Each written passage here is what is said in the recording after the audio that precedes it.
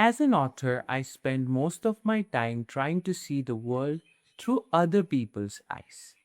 But now, when the world turns its gaze towards Israel, the view is fractured, like glass splintering in every direction.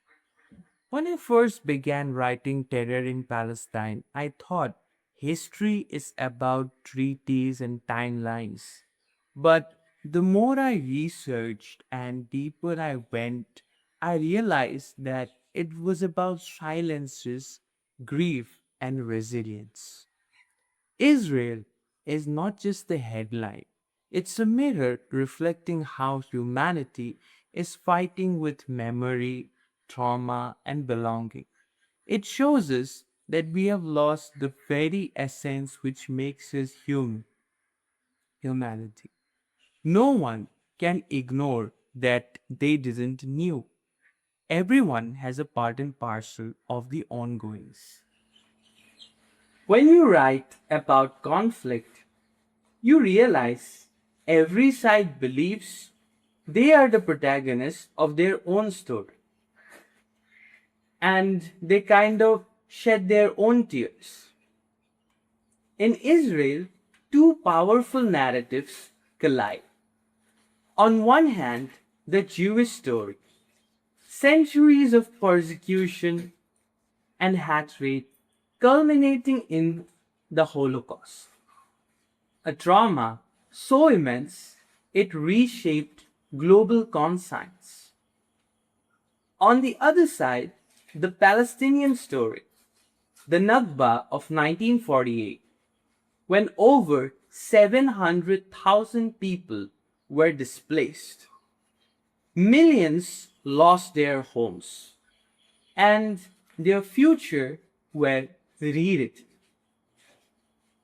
But history has ironies that are rarely spoken.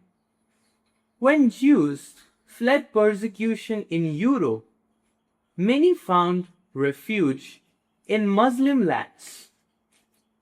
Palestinians themselves opened their doors, believing they were offering shelter to a people in need. They wanted to help them. Yet, decades later, those same hosts became the displaced one. And here lies the paradox. Jews were persecuted and killed by Christian Europe. Yet today, Israel's closest allies are the Western Christian nations. Meanwhile, Muslims who gave sanctuary to Jewish people are now cast as enemies. I find this great irony terrifying. As a writer, I cannot ignore this reversal. It's a reminder that narratives are not just stories, they are choices about memory, about who we call friends and who we call foe. And both these narratives kind of suggest that many a times people try to reshape their history. Both these narratives are stories of survival, but survival at odds. And when narratives stop listening, they become fortresses.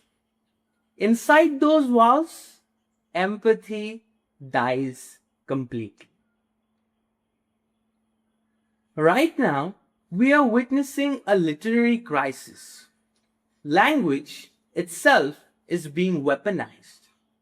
Words like security, justice, terrorist, martyr, they are used not to understand but to dehumanize. In 2023 alone, reports showed that over 20,000 civilian casualties in Gaza are present and thousands are being displaced in Israel's border towns. Yet, the words used collateral damage, statistics based on dash.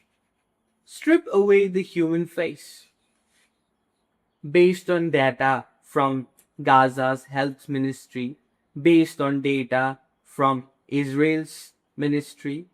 These kind of strip away the human touch, human feeling. And here's the cruel irony. The very people who once offered refuge are now described as threats. Palestinians who once gave Jews a place to live are now painted as obstacles to peace. The language of friendship and sanctuary has been replaced by the language of suspicion and hostility. Language is the first battlefield. When we call children numbers, we erase their laughter, their names, their futures. When we rewrite history to forget who once offered shelter, we lose not only the truth, but also the possibility of reconciliation.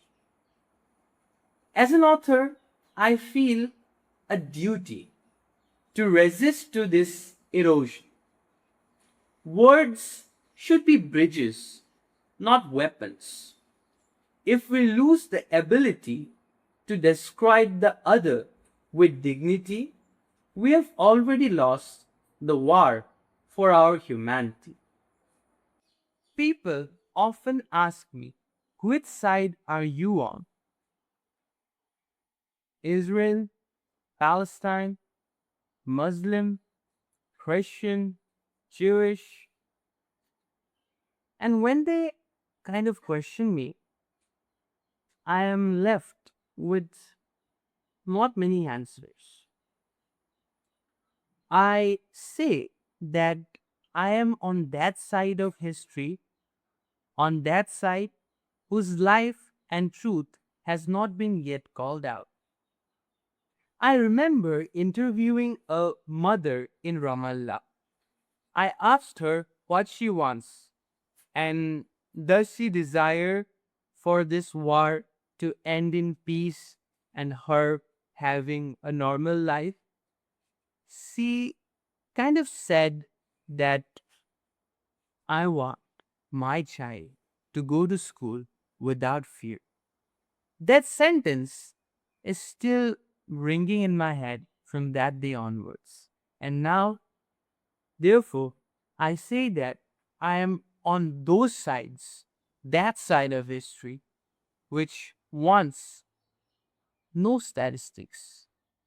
It wants humanity in its purest form. This reflection isn't the end of the conversation. It's just my chapter of it. History is not finished, and it will never be finished. It's written every day. And each of us, whether through word, art, dialogue, or action, is a part of this authorship. So, I invite you, share your reflections, not just your reactions. Let's build a comment section that feels like less of a battlefield and more of a library where different voices coexist. They agree and then disagree. Because if we can find better words, maybe we can together build a better world.